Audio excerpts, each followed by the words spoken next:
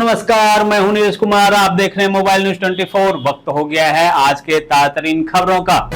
भारतीय लोकतांत्रिक इतिहास में आज का दिन खास होने वाला है, जहां प्रधानमंत्री नरेंद्र मोदी भारत के इतिहास में सबसे लंबे समय तक लगातार निर्वाचित रहने वाले लोकतांत्रिक प्रधानमंत्री बन गए हैं। वे देश के पहले प्रधानमंत्री जवाहरलाल नेहरू का करीब 6 दशक पुराना रिकॉर्ड तोड़ देंगे।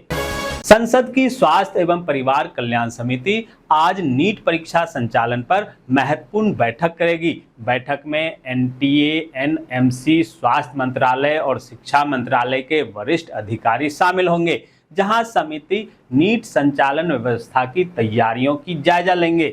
विदेश मंत्री एस जयशंकर आज से बुल्गारिया और फिनलैंड के दौरे पर जा रहे हैं, जहां इस दौरान वे बुल्गारिया के कई बड़े नेताओं से मुलाकात कर द्विपक्षीय चर्चा करेंगे।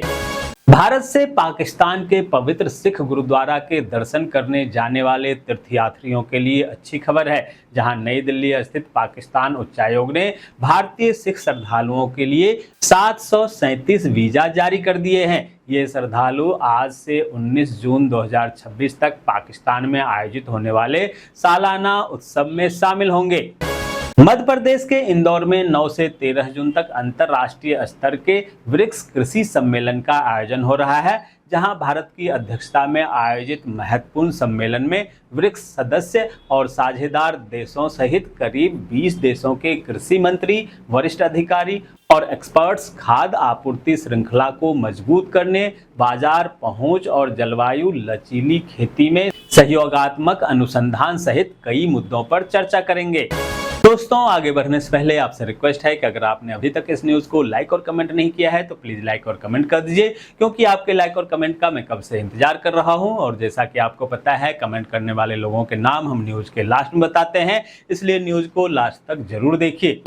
भारत के विदेश मंत्रालय के प्रवक्ता रणधीर जायसवाल ने कहा है कि पाकिस्तान के कब्जे वाले कश्मीर में, जिसमें कई लोगों के मारे जाने और कई लोगों के घायल होने की खबर है, उन्होंने कहा कि अंतर्राष्ट्रीय समुदाय पाकिस्तान को उसके गलत कामों और मानवाधिकार के उल्लंघन के लिए जवाबदेह ठहराएगा।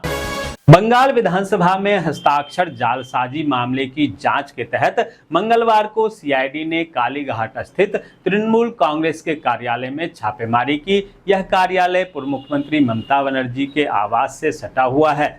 उत्तर प्रदेश के सीतापुर में सेना की 850 एकड़ जमीन पर 250 मेगावाट का प्रदेश का सबसे बड़ा सोलर प्लांट लगाया जाएगा, जिसे एनटीपीसी विकसित करेगा। इसमें बिजली भंडारण के लिए बैटरियां भी होगी, जिससे आपात स्थिति में ग्रिड को आपूर्ति की जा सकेगी और 3 लाख घरों को बिजली मिलेगी। बिहार को बीबीजी रामजी योजना के तहत ग्रामीण रोजगार और आजीविका के लिए 6,715 करोड़ रुपए आवंटित कर दिया गया है। यह योजना 1 जुलाई से पूरे देश में लागू होगी, जिससे गांव में रोजगार के अवसर बढ़ेंगे और मनरेगा के अधूरे कार्य पूरे किए जाएंगे। पंजाब की कैबिनेट मंत्री डॉक्टर बलजीत कौर ने बताया कि सड़कों पर भीख मांगने वाले बच्चों को पंजाब सरकार की जीवन ज्योति स्कीम से जिंदगी मिली है, जहां सड़कों पर भीख मांगने वाले या परिवार से बिछड़ चुके 1150 बच्चों को बीते 2 वर्षों में शिक्षा देकर मुख्य धारणा में जोड़ने की कोशिश की जा रही है।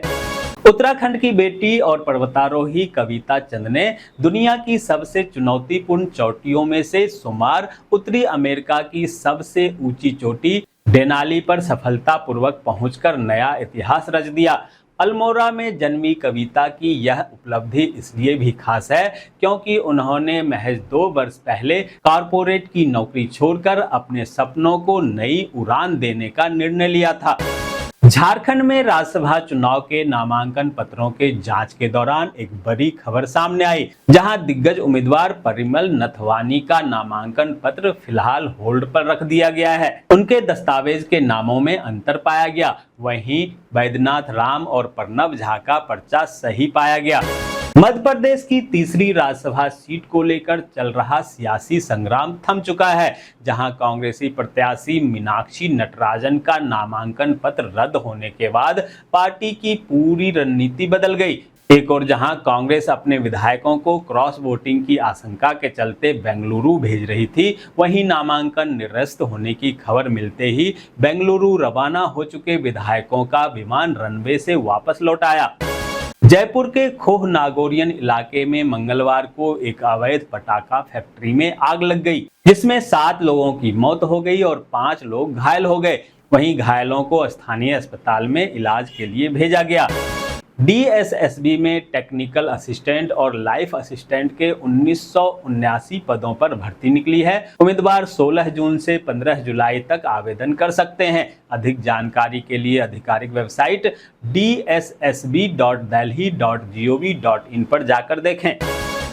तो ये थी आज की ताजा खबरें। ऐसे ही खबरों से अपडेट रहने के लिए चैनल को सब्सक्राइब कीजिए, नोटिफिकेशन बेल को दबाइए, वीडियो को लाइक कीजिए और ज्यादा से ज्यादा शेयर कीजिए, ताकि आप और आपके जानने वाले रह सकें देश और दुनिया के तमाम खबरों से अपडेट।